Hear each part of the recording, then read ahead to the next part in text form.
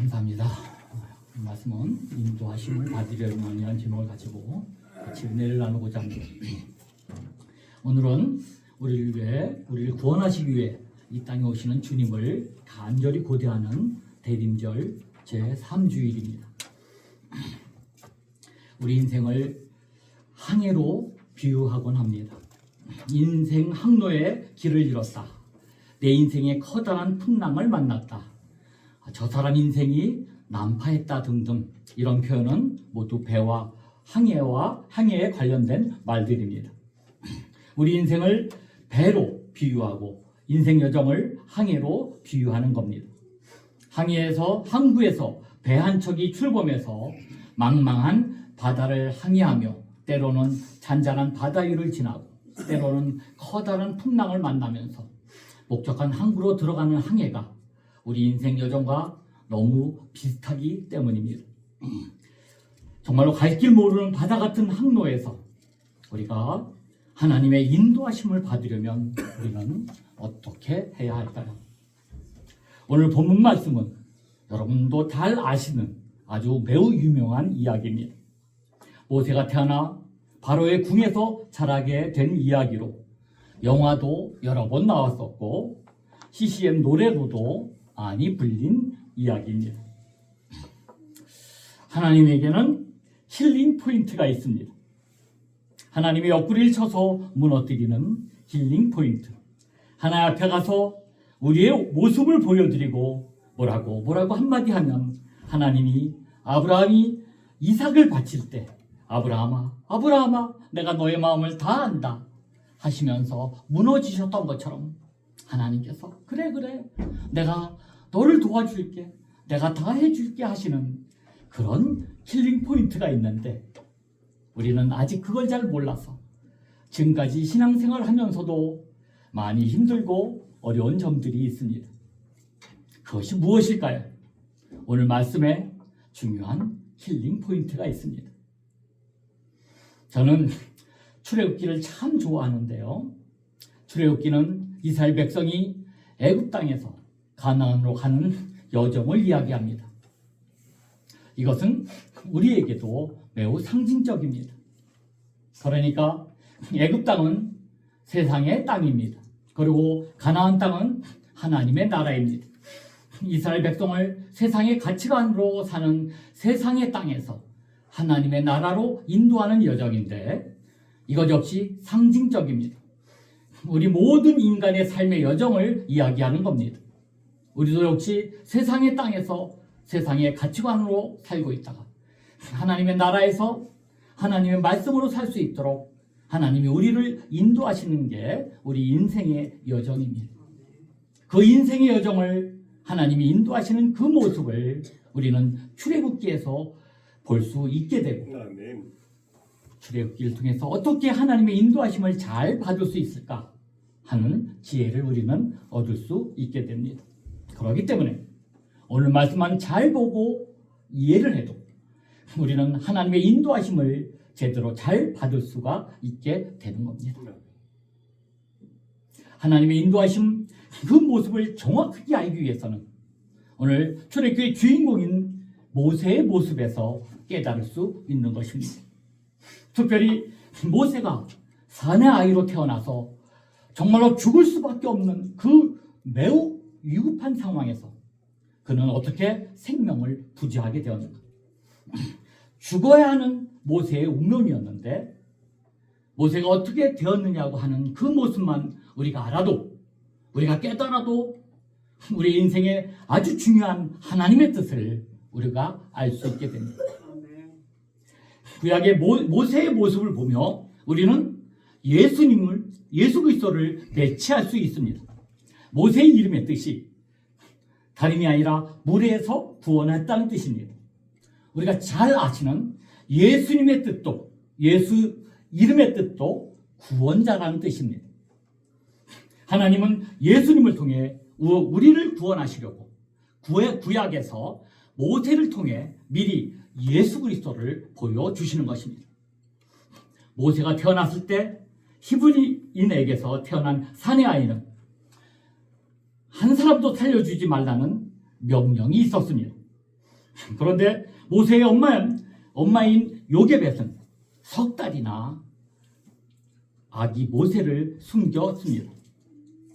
그런데 재미있는 것은, 재미있다고 표현은 좀 이상한데요, 그 엄마가 모세를 살려준 이유입니다. 그 이유가 뭔지 아십니까? 그가 잘생긴 것을 보고 살려줬다는 표현을 쓰고 있습니다. 제가 2절 한번 읽어드릴게요. 그 여자가 임신하여 아들을 낳으니 그가 잘생긴 것을 보고 석 달을 숨겼으나 라는 표현이 있습니다.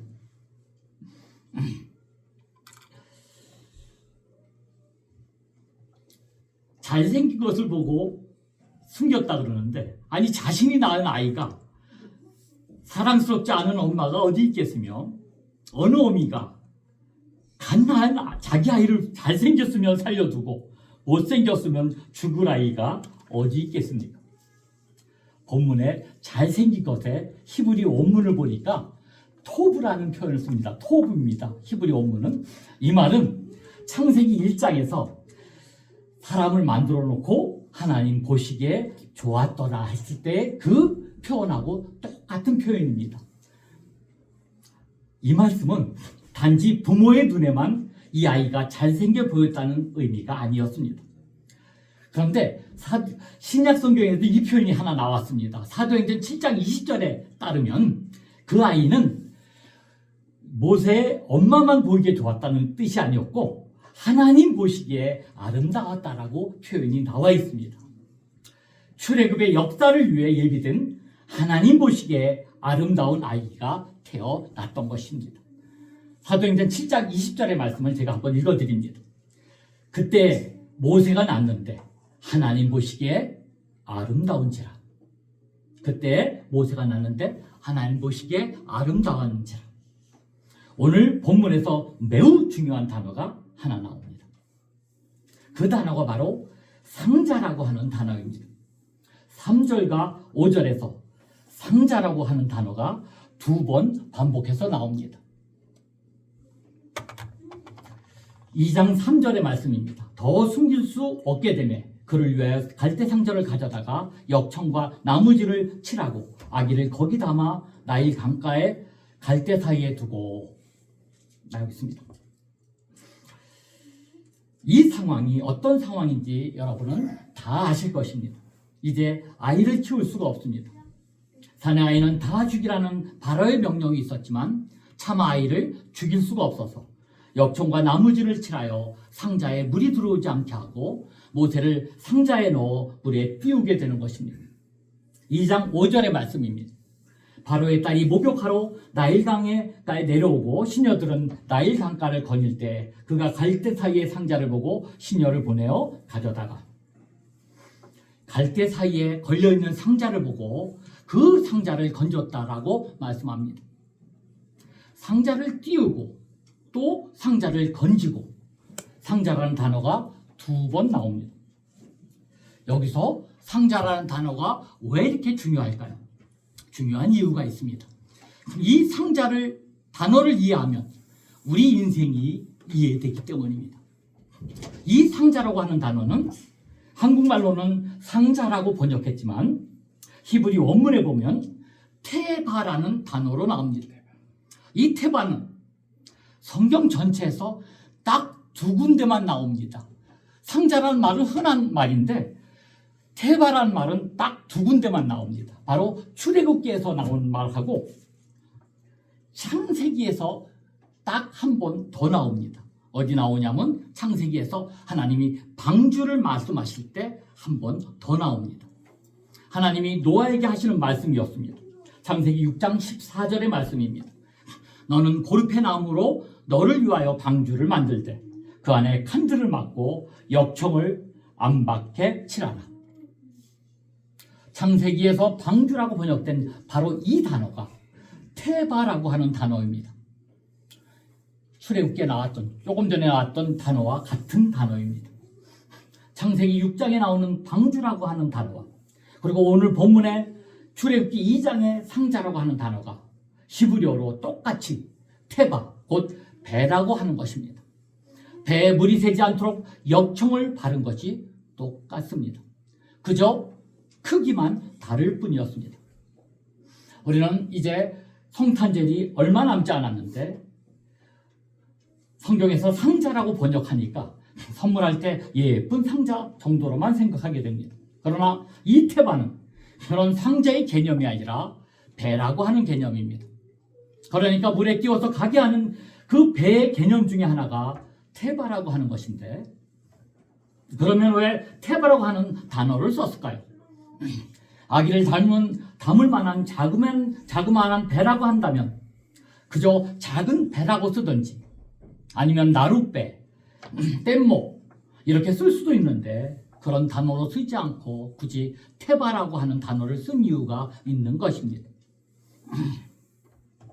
테바라고 이런 단어를 쓸 수 있는 배는 조건과 특징이 있다고 합니다.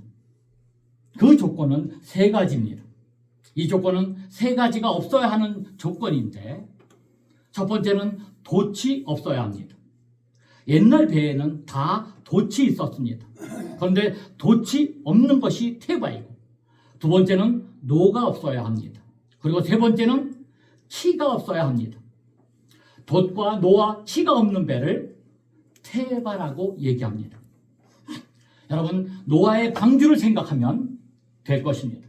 노아의 방주는 세 가지가 없었습니다. 돛이 없었고, 노가 없었고, 키가 없었습니다. 돛과 노와 키라고 하는 것이 무엇입니까? 돛과 노는 앞으로 나아가게 하는 추진 장치였고, 키는 여러분 잘 아시다시피 방향을 잡는 조향 장치입니다.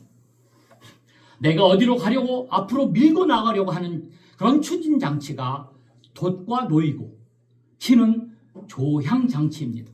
어느 방향으로 가야 한다고 하는 조향 장치가 바로 키인 것입니다. 추진 장치와 조향 장치가 없는데 그것을 배라고 할 수가 있을까요? 그게 어떻게 배가 될 수 있을까요? 그런데 여러분, 하나님은 그것을 배라고 하십니다. 테바라고 하십니다. 출애굽기는 우리 인생의 여정을 말해주고 있는 책입니다. 하나님은 우리에게 내가 테바에 타야 한다라고 우리에게 말씀하고 계시는 것입니다.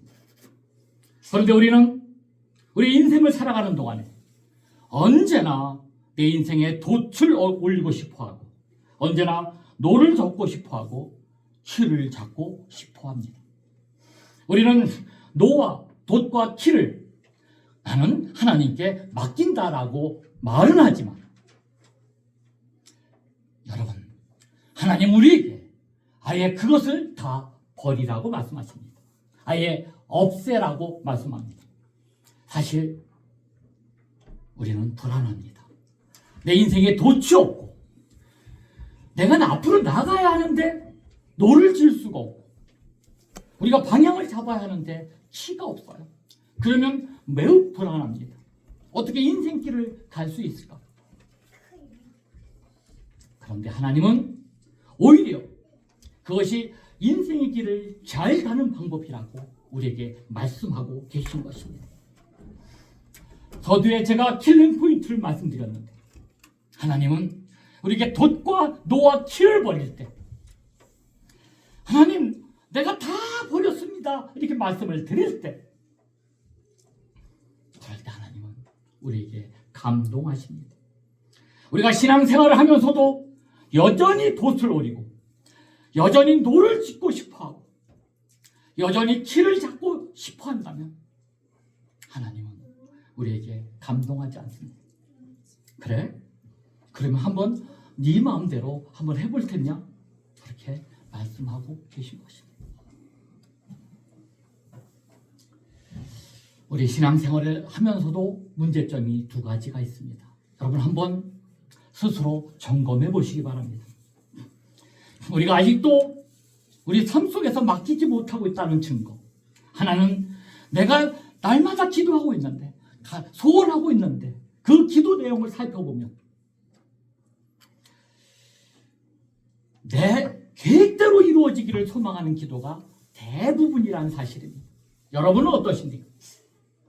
우리는 내 계획대로 해달라는 기도를 주로 합니다. 그런데 더 심각한 문제는 또 하나 있습니다. 하나님이 만약 내 기도를 들어주지 않는다면 우리는 그 대안을 또 갖고 있다는 것입니다. 어떠신가요? 내가 기도했는데 만약 하나님이 내가 들어주지 않는다면 우리는 그 뒤에 나도 모르는 사이에 대안을 다 갖고 있습니다. 나도 갖고 있습니다. 그것이 우리의 신앙의 현주소입니다. 내 계획대로 이루어달라고 하는 그 기도하는 그 마음이나 하나님이 내 계획대로 기도에 응답대 해주지 않을 때 내가 갖고 있는 대안이 있다고 할 때 여러분 그건 아직도 내가 키를 잡고 내가 노를 저으려 하고 아직도 바람이 불면 돛을 올리려고 하는 마음이 있다고 하는 겁니다. 내 인생의 항해는 내가 책임지려고 하는 마음이 아직도 있다고 하는 것입니다. 물론 우리의 삶에 최선을 다해 노력을 해야 합니다. 노력까지 없어서는 안 될 것입니다. 그러나 결정적인 순간마다 우리는 힘들 때가 얼마나 많습니까? 특별히 요즘같이 사회가 굉장히 어렵고 경제적으로도 많이 힘들고 어려워서 아우성치는 이런 상황에서 자영업 하시는 분들이나 회사에 다니는 분들이나 모두 다 너무나 힘들고 어려워합니다. 우리 교인들과 저도 역시 마찬가지입니다. 여러분 그럴 때마다 여러분 한번 돛을 올리지 마시기 바랍니다. 노를 잡지 마시기 바랍니다. 키 잡지 마시라고 이렇게 얘기하는 것 정말 잔인한 말일 수도 있습니다. 그런데 여러분 어려울 때일수록 한번 해보시기 바랍니다. 그 순간 하나님은 우리를 붙잡고 인도해 주실 것입니다. 여러분 아시다시피 어린 모세는 죽을 수밖에 없는 상황이었습니다. 그런 운명을 갖고 태어났습니다. 그런데 노를 버리고 돛을 올리지 않고 그냥 하나님께 다 맡겼을 때 아무것도 없는 그 빈 상자 위에 빈 테바 위에 맡겼을 때 하나님은 그를 어찌하셨습니까? 그를 죽이셨습니까?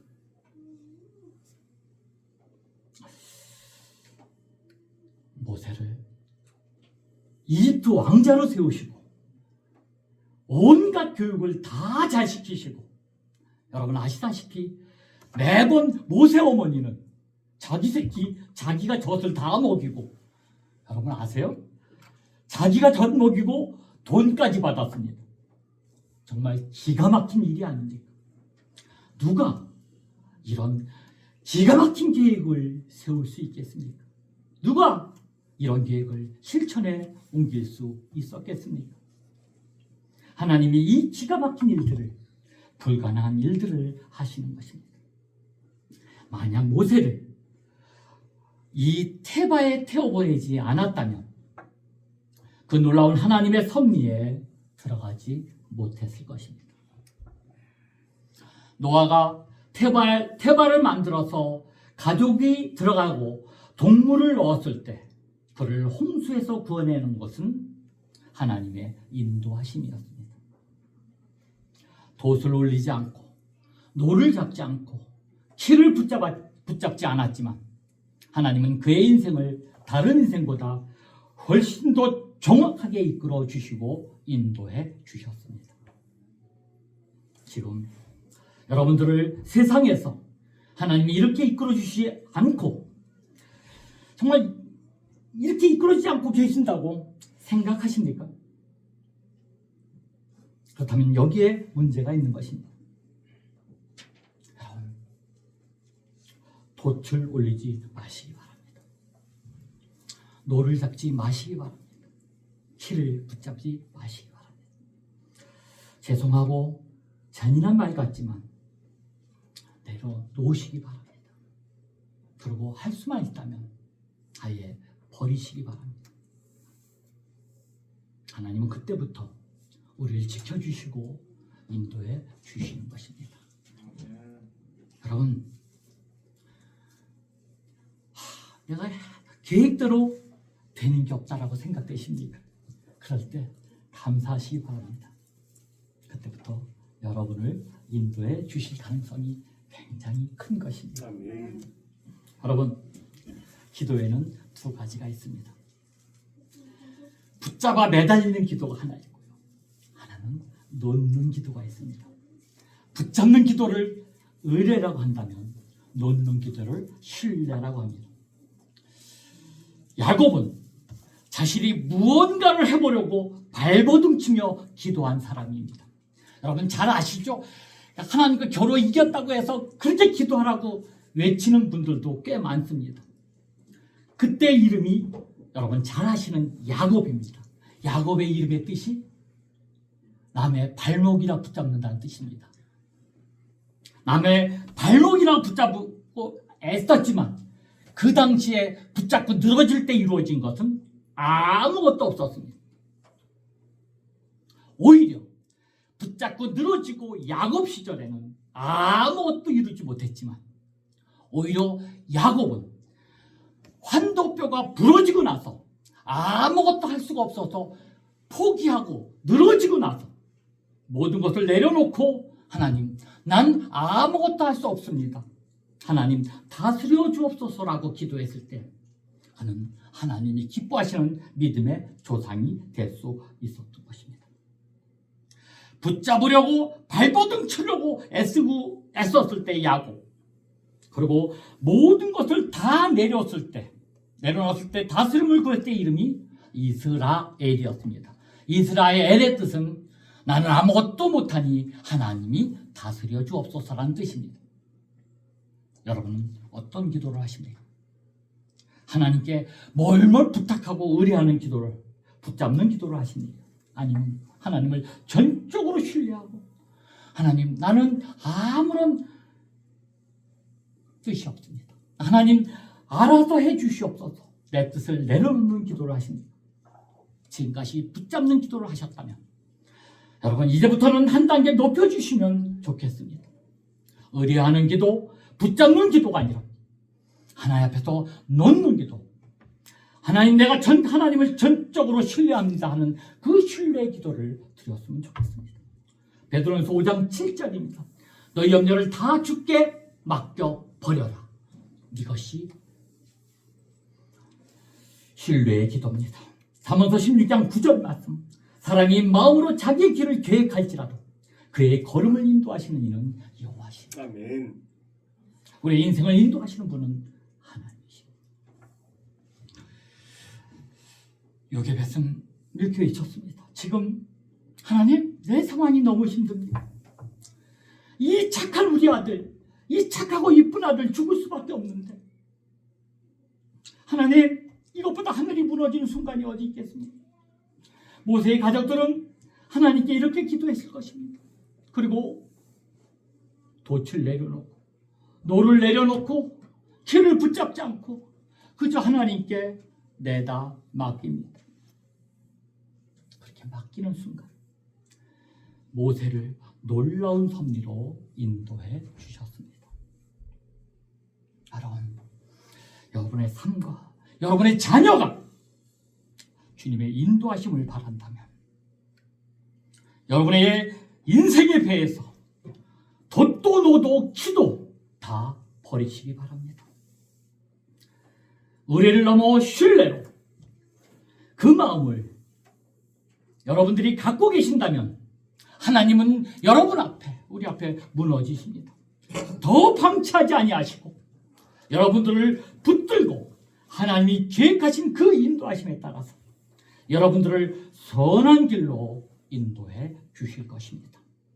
이제 2026년 새롭게 맞이할 새해, 그렇게 주님의 인도하심을 받는 여러분 모두가 되시기를 주님의 이름으로 간절히 축원드립니다. 아멘. 기도하십니다.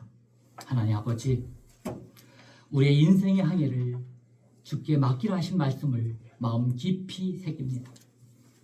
내 힘으로 돛을 올리고 노를 젓고 키를 잡으려 했던 교만을 내려놓게 하시고 모든 염려와 계획을 주께 맡기는 참된 신뢰의 믿음을 허락하여 주옵소서. 앞길이 보이지 않을 때에도 우리의 길을 가장 선하게 인도하시는 하나님을 의지하며 살아가게 하옵소서. 대림절 이 기다림 속에서 우리의 삶을 온전히 주께 맡기는 우리 모두가 될 수 있도록 간절히 바라오며 우리 주 예수 그리스도의 이름으로 기도드립니다. 아멘. 아멘. 아멘. 우리 375장 가사 생각해 한절 보겠습니다.